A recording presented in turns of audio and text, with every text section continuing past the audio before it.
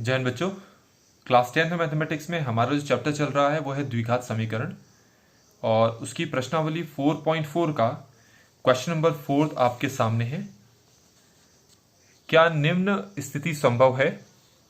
यदि है तो वर्तमान आयु ज्ञात करनी है हमें। दो मित्रों की आयु का योग 20 वर्ष है। 4 वर्ष पूर्व उनकी आयु का गुणनखंड 48 था। यह कंडीशन हमें दे रखी है। तो सबसे पहले हमें उन दोनों की वर्तमान आयु माननी पड़ेगी। तो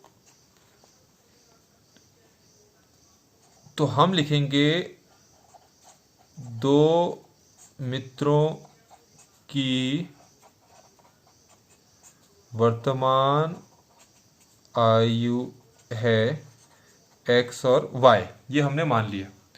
उन दोनों मित्रों की वर्तमान आयु x और y है। तो क्वेश्चन के अकॉर्डिंग इन दोनों का सम कितना होता है? 20। ठीक है। अब वैसे तो हमने दो अलग अलग वेरिएबल्स चर यहां पर लिए हैं। हम इसको ऐसे भी बोल सकते हैं कि एक मित्र की आयु x है तो दूसरे की आपकी 20 माइनस x होगी। ऐसे भी लिख सकते हैं। मतलब क्या है इसका? अगर मैं x को वहां पर शिफ्ट करता हूं तो y मेरा कितना आता है जरा देखेंगे। ये आएगा 20 माइनस x।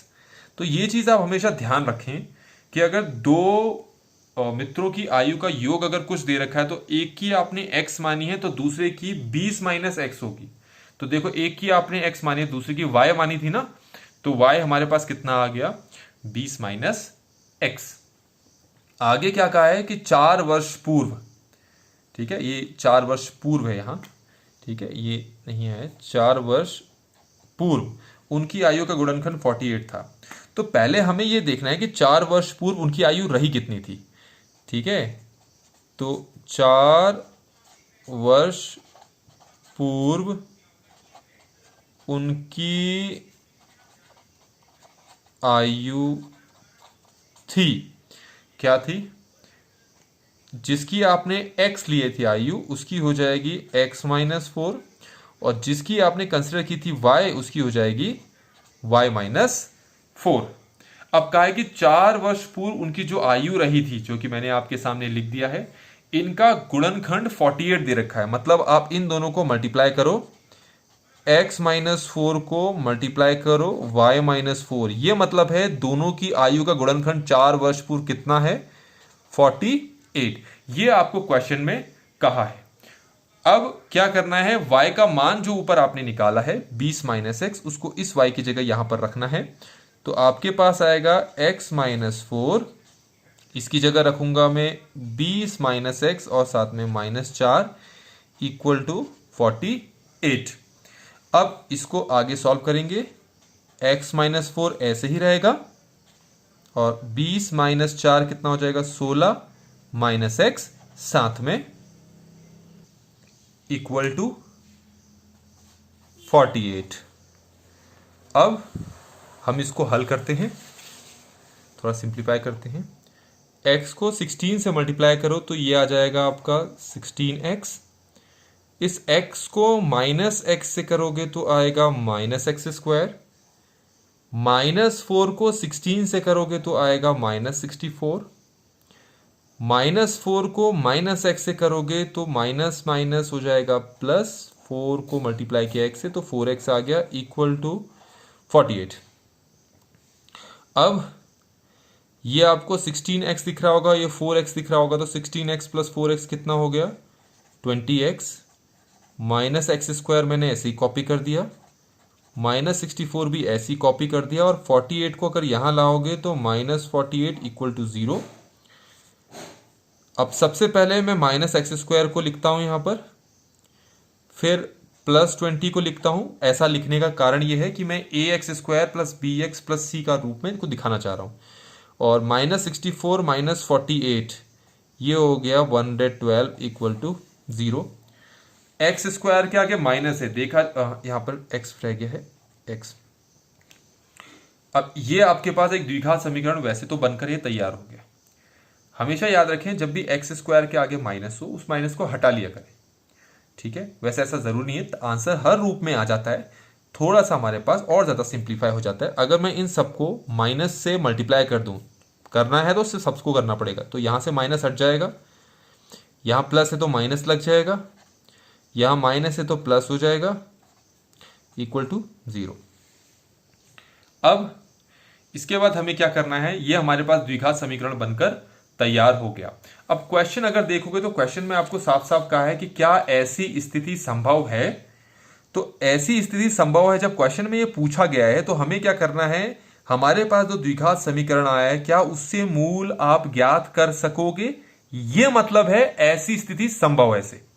तो हमारे पास ये द्विघात समीकरण आया है, ये द्विघात समीकरण में जो चर है वो है x, और x आपने क्या माना है, x आपने माना है दो मित्रों में से एक मित्र की वर्तमान आयु। तो यहां से इस द्विघात समीकरण से दो मूल आपके निकलेंगे, ठीक है। तो वो दो मूल निकलेंगे या नहीं निकलेंगे वो चेक करने के लिए हम सबसे पहले क्या निकालते हैं, d, जिसको कहते हैं विवितकर, जिसका फॉर्मूला क्या होता है, b² माइनस 4ac। अब ये जो हमारे पास द्विघात समीकरण बना था, इसमें a क्या है, a होता है x² का गुणांक जो कि है आपका 1, b होता है x का गुणांक जो कि है -20, और c होता है 112 जो कि है चर, अचर पद। तो ये a b c को मैं इसमें रखता हूं और देखता हूं क्या आता है हल करने पे। b की जगह रखूंगा -20 का स्क्वायर, फिर -4 मल्टीप्लाई 1 कितना है, सॉरी a कितना है 1 है, c कितना है 112 है। किसी भी नेगेटिव नंबर का स्क्वायर प्लस में आता है तो 20 का स्क्वायर कितना हो गया 400 माइनस, अगर इस 4 को मैं 112 से मल्टीप्लाई करता हूं तो 448 आ रहा है, और इन दोनों को माइनस करने पे हमारा आंसर आ रहा है -48। अब देख सकते हैं आपका जो विविक्तर, जिसको डिस्क्रिमेंट कहते हैं, वो आ गया ऋणात्मक।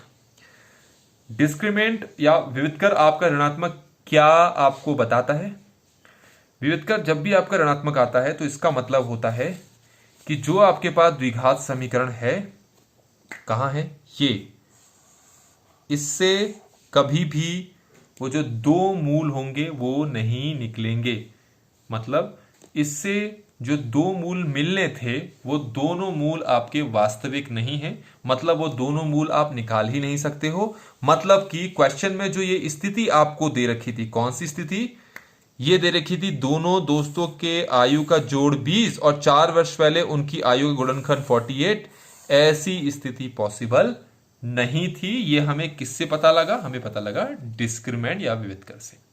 तो अब क्योंकि विविक्तर नेगेटिव आ गया है, मतलब मूल नहीं निकल सकते, तो मतलब इस क्वेश्चन को हमें यहीं पर फिनिश करना होगा बस, ठीक है। तो इस तरीके से हमारे पास ये वाला क्वेश्चन भी यहां पर कंप्लीट हो जाता है।